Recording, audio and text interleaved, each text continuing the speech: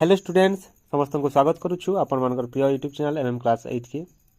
तो पिला माने आज आम देखा तुम अष्टम श्रेणी विज्ञान पुस्तक नवम अध्याय प्राणी प्रयोजन से पाठर प्रश्न उत्तर। तो पिला प्रश्न उत्तर करवार आगु निजर हालचाल निजर पढ़ापढ़ी विषय कमेंट माध्यम जन दियो। तो देख पिला माने तुम पाठटा रही प्राणी प्रयोजन रिप्रोडक्शन इन एनिमल्स। तो बही रे देख ये प्रकार रही आमर पाठटा 108 पृष्ठार रही 108 रु केते 108 रु 111 जाए रही 111 और 113 नंबर पृष्ठार ये प्रश्न आमर रही प्रश्नावली चिंता जेने कि आम बर्तमान आलोचना करमा। तो देख ये प्रश्न गुड़िकर उत्तरटा आम करमा। तो मुझे सीधा सलग तल के जाऊे है। तो देख एक नंबर नहीं देखमा। एक नंबर कही प्राणी मानकर जननर गुरुत्व बुझाओ। तो जनन कहीं आवश्यक से आमको लिखबार पड़वा। तो आम लिखमा सर्टकट लिखमा बेसी लिखबार नहीं पड़े। प्रत्येक जीव जनन प्रक्रिया निज पर जीव सृष्टि करिथाए। यह समस्त प्रकार जीवों संख्या वृद्धि और वंश विस्तार करिथाए। तो जनन प्रक्रिया द्वारा काना करसी गोटे जीव तार वंश के विस्तार करसी वंश के आगे बढ़ासी है। तापर 2 नंबर कही देख बेंगर समायन किपरि हुए वर्णना कर। बेंगर समायन प्रक्रिया के भाव हेसी वर्णना करवार कहुई। तो आम लिखमा वर्षा ऋतु में माई बेंग मैंने जल में डिंब दियंती। डिंब बोले अंडा। यही डिंब गुड़िक जल जेली भली भासु था। जेली खाइच जेटा कि तरल पदार्थ भाया थी कि पूरा तरल नहीं थे पूरा टाण नहीं थे कठिन नहीं थे है। दुई मझे थी बेसी टाण नहीं कि बेसी तरल नहीं है। तो से प्रकार गोटे पदार्थ भितर से अंडा गुड़िक रही थीसन आउ जल में भासुथीसन। यही डिंब उपरे पुरुष बेंगर ये पुरुष लिख पुरुष बेंगर शुक्राणु पड़े ताहार समायन हुए है। पुंग जुग्मक और स्त्री जुग्मकर मिलन घटी जुग्मय सृष्टि हुए। जुग्मकर मिलन घटी जुग्मय सृष्टि हुए। बेंगर समायन शरीर बाहर होता बही समायन अटे। तो बेंगर समायन प्रक्रियाटा शरीर बाहर घटुचे से बही समायन कहुसी। माई बेंगर अंडाटा जल में भासुवा पुरुष बेंगर शुक्राणुटा से जाकर मिसवा आ समायन प्रक्रिया है अर्थात बेंगरे बही समायन देखा।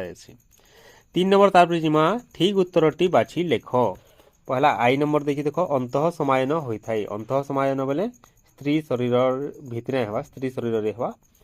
तो क नंबर ऑप्शनटा जे रही है आमर उत्तरटा है स्त्री शरीर रे। तापर डबल आई कही बेंग फुलारू बह्यप्राप्त बेंगर विकास प्रक्रियाटी होउछि कण कहे देख बेंगरू जेन बह्यप्राप्त बेंगर विकास करते रूपांतरण बोली कहुसी। तो उत्तरटा हिबा रूपांतरण।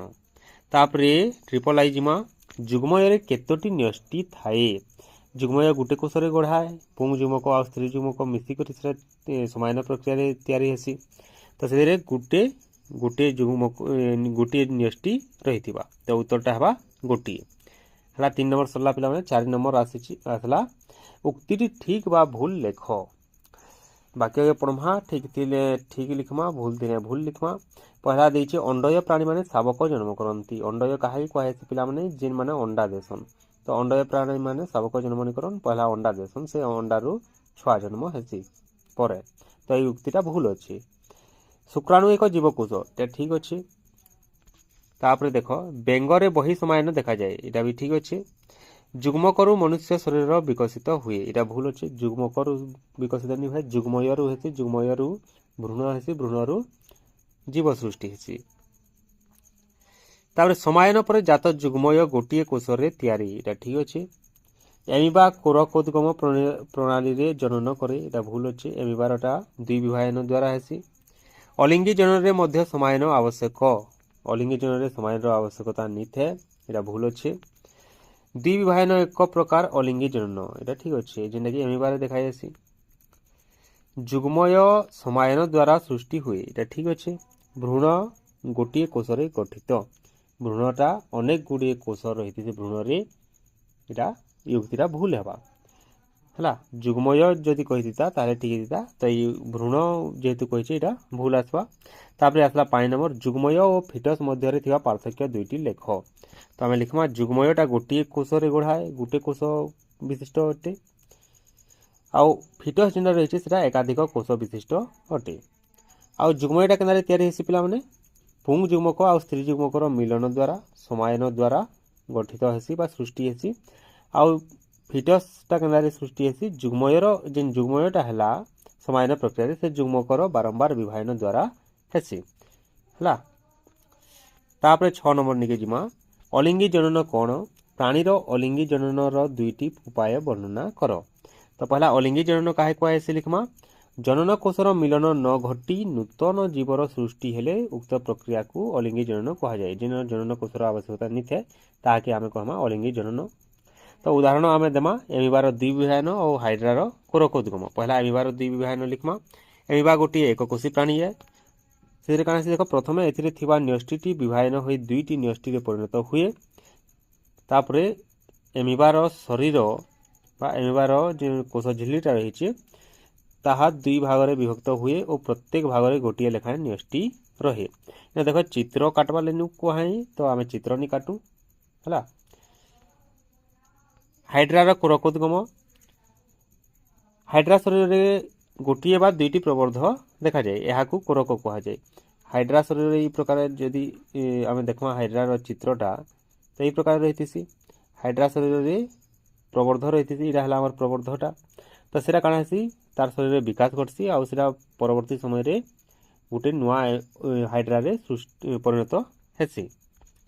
तो सेटा आमे लिखमा जो प्रवर्ध रही ताकू कोरक कह जाए। यही कोरकर विकास घटे और यह मातृ शरीर विच्छिन्न हो स्वाधीन भाव जीवन यापन करे। कोरकर सृष्टि द्वारा हेउथिबा हाइड्रार ए प्रकार जनन को कोरकोद्गम कह जाए हला। तापरे आसला 7 नंबर उदाहरण सह रूपांतरण बुझाओ। तो आमे रूपांतरण काहे कहमा देखो कोनोसी जीव शरीर रे जदि जन्म समय रे जेन अंग प्रत्यंग रहुची सेटा परवर्ती समय रे जदि बदली जाउची से अंग प्रत्यंग पूरा नष्ट हो जाउची आ नुआ किछि अंग प्रत्यंग आसुची ताहले आमे तागे रूपांतरण बोली करी कहमा। तो आमे लिखमा काना कोनोसी प्राणी शरीर रे जन्म समय रे देखा जाउतबा किछि अंग प्रत्यंग नष्ट होई वयस्क अवस्था रे अन्य अंग प्रत्यंग देखा गले ताकू रूपांतरण कहा जाए। तो उदाहरण लगी आमे नेमा बेंगर जीवन प्रक्रिया रे रूपांतरण देखा जाए। बेंग जारे रूपांतरण देखाइसी तो काना हेसी सेनो आमे सेला लिखमा देखो बेंग जेतेले छोट अवस्था रे थिसी बेंग फुला अवस्था रे थिसी से काଣା हेसी बेंग फुला शरीर रे लांज रही थाए। देखिथिबो पिला माने पानी रे पहरुथुसन माछ भलिया देखा जाउथुसन लांज थिसी ताकर एवं एहा गाली द्वारा श्वासक्रिया करे। आ बेंग फुला रे गोड़ न थाए जिन माछ भलिया जिन दिसुथुसन बेंग फुला माने सेदिरे देखबो गोड़ नि थाए किंतु बेंग फुलार विकास घटिबा द्वारा धीरे धीरे लांज नष्ट हो जाए। बड़ बेंग देखिजो से बड़ बेंग यारे लांज थिसी के नि थे किंतु बेंग फुलारे थिसी तो से बेंग फुलारे जिन लांजरा थिला सेटा परवर्ती समय रे नष्ट हो जाइछि अर्थात सेटा रूपांतरण घटिछि। तापर ये देखो छोट बेंग फुलारे गोड़ नि थे किंतु बड़ बेंगटा गोड़ थिसी आगड़े दुईटा पछाड़े दुईटा तो सेटा भी रूपांतरण घटिछि हला। शरीर रे गोड़ सृष्टि हुए वयस्क अवस्था रे बेंग फुसफुस और चर्म द्वारा श्वासक्रिया करे। तो बेंग फुलाटा जेन गाली साहाय्य श्वासक्रिया करथिला सेटा वयस्क अवस्था रे से गाली द्वारा आ श्वासक्रिया नि करे से फुसफुस आ चर्म द्वारा श्वासक्रिया करसी हला। तो एटा आमे उत्तरटा लिखमा 7 नंबर रो। तो एतकी रही छे पिला माने। तो पिला माने जदि वीडियोटा भल लागला ताहे निश्चित भाबे गुटे लाइक करबो आ कमेंट माध्यम रे जणाबो नियर मतामतटा आ नियर सांग मान को भी शेयर करो जिन मान को इतार आवश्यकता रही छे। ठीक अछि धन्यवाद।